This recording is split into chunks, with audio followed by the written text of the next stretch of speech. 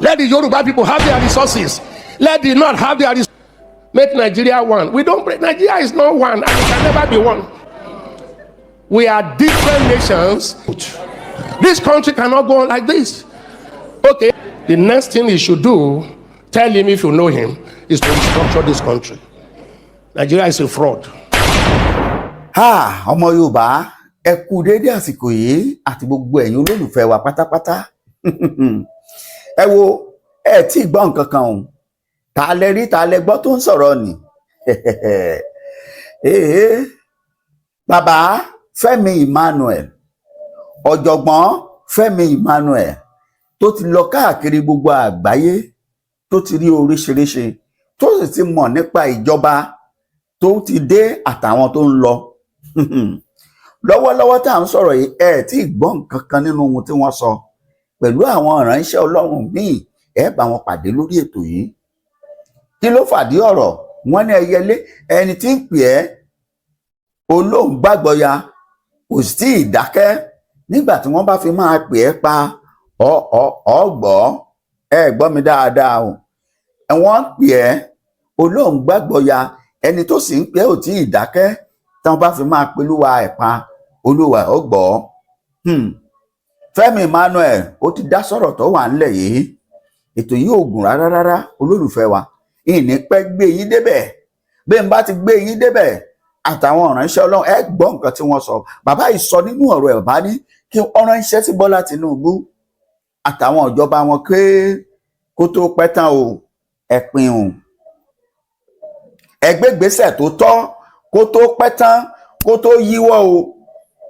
Gẹ́gẹ́ bí ọ̀jọ̀gbọ́n àti tó o ẹ fún wọn ní ẹ̀pin lẹ́sẹ̀kẹsẹ̀ kólúkálùkù ó ní state police kólúkálùkù ó ní state soldier kólúkálùkù ó ní gbogbo nǹkan tọ́tọ́ láti ní pé kí ló dé tó jẹ́ wípé ẹnìkan ni ó máa jọba lórí ọmọ ìyá mẹ́ta. Ẹ gbọ́ nígbà tí òròyìn yìí dọ́dọ̀ mi tí mo gbà á báyìí pé nínú ìfọ̀rọ̀wérọ̀ yìí mo ní bàbá kábíyèsí Ọlọ́run, mo gbé oṣù bàràbàǹtà fún Olódùmarè, mo ṣe kábíyèsí ọba tó ju gbogbo ọba lọ. Ó wà lórí ọ̀rọ̀ orílẹ̀-èdè Yorùbá yìí.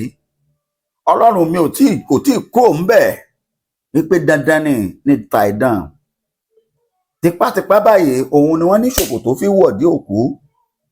Bẹ́ẹ̀ ni tó ráṣọ ìkẹyìn ni. Ọmọ Yorùbá, ẹ bá mi pín ètò yẹn dákun. Mi ò ní jó gùn rárá. Ẹ bá mi pín kẹ́ ẹ gbọ́ ọ̀rọ̀ látẹnu ọ̀jọ̀gbọ́n Fẹ́mi Emmanuel. Kó tún fún wa ní ẹ̀kọ́ bá a ṣe lè ṣiṣẹ́ tá a lówó, bá a ṣe lè rìnrìn àjò wa ní pápápá tá a dèèyàn. Bẹ́ẹ̀ ni bàbá àgbàlagbà tó kún fún ọpọlọ.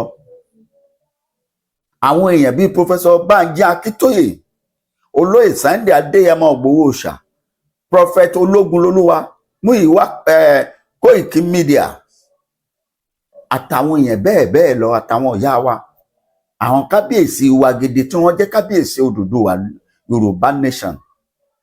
Mo ń sọ̀rọ̀ nípa àwọn kábíyèsí tí wọ́n jẹ́ ojúlówó ọmọ Yorùbá.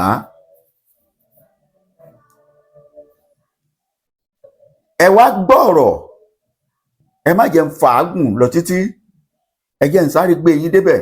Òun rèé, kẹ́ ẹ bá mi gbọ́. Ẹ bá ṣe ń gbọ́ ẹ jọ̀ọ́ bẹ́ẹ̀ ṣe ń darapọ̀, ẹ máa bá mi pín ètò yẹn, ẹ máa bá mi kọ́mẹ̀ntì, ẹ láìkì. Yorùbá Nation la fẹ́ o. Freedom, total freedom fún olóyè Ìgbòho, torí wípé gudugbẹ̀ máa tó já ní nọ́ọ̀tì. Àwọn ará bí ṣe kí wọ́n máa padà bọ̀. Ta ni ó gbèjà wa? Ẹ tètè kọ́. Ẹ̀yin tẹ́ ń gbọ́ wa, èmi a máa sọ. Ojúṣe ti wa lélẹ̀ tí yín ni pé kẹ́yìn ọba wa pín, kẹ́ ẹ bá wa kọ́mẹ̀ntì. Iná ò ní tán owó yín. Ẹ gbọ́. Lágbára lọ́wọ́ Ọlọ́run kí gbogbo àgbáyé ó máa gbọ́, kí wọ́n máa rí nǹkan tẹ́ ń fẹ́ gẹ́gẹ́ bí ọmọ orílẹ̀-èdè Yorùbá, gẹ́gẹ́ bí ohun tó ń jẹ wá níyà. Ó ti wà lórí ètò wa lánàá bí Tinubu ṣe tún lulẹ̀. Kí ló mú un lulẹ̀? Bàbá wa ti sọ. Apostle Rasak Kande bẹ́ẹ̀ ni Apostle Rasak Kande sọ lánàá ó lulẹ̀ àwọn ìdí tó sì fi lulẹ̀ gbogbo ẹ̀ lọ́wọ́ à ń bẹ̀ ó ń lọ lọ́wọ́lọ́wọ́ Shettima àti Tinubu wọ́n ti kẹsẹ̀ bọ́nú ṣòkòtò kan náà aṣọ yẹn náà lórí Àwòfẹ́ TV station wa kejì lánàá eléyìí tún rèé o ẹgbọ́n nǹkan tí wòlíì sọ ọyá bá ń fohùn sí nínú ilé fún àwọn èèyàn wa. It will affect all the APC powers. It will affect all the MDs of banks. The MDs of banks are the destroyer of this system. The powerful, the high and the mighty. He is stepping on their toes. I pray God give him the grace to do it. The next thing he should do, tell him if you know him, is to restructure this country. Nigeria is a fraud. One particular tribe repressing the whole of us. Did you hear what central bank governor wants to do? Just a department, the operation department of central bank, to be moved back to Lagos, where you have 99% of the headquarters of bank. The north is agitated. Don't take Abuja back to Lagos. They don't care.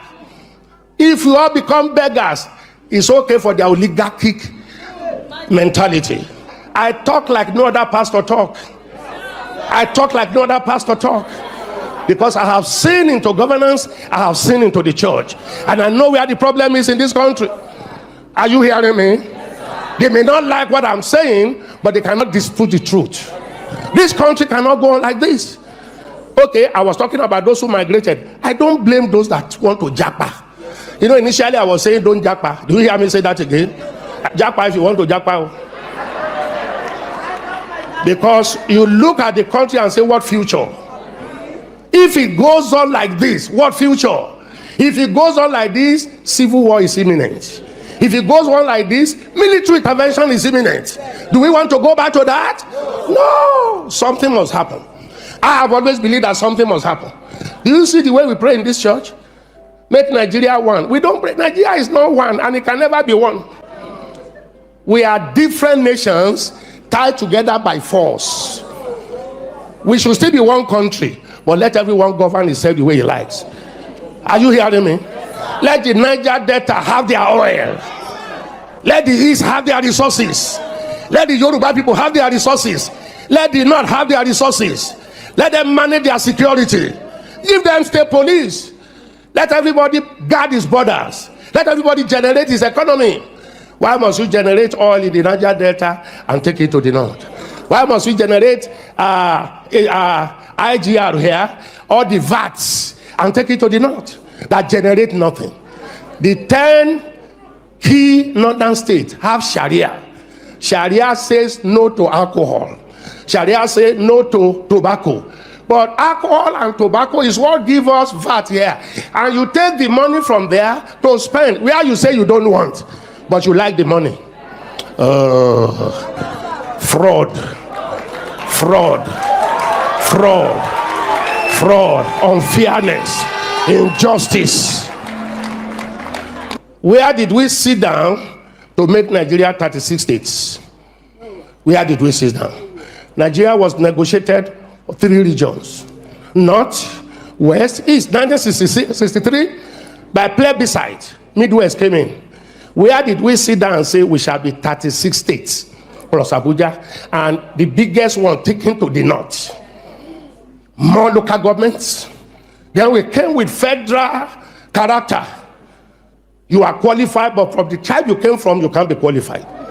Now, you can't pass any law in that National Assembly without Northern approval. They are in larger quantity.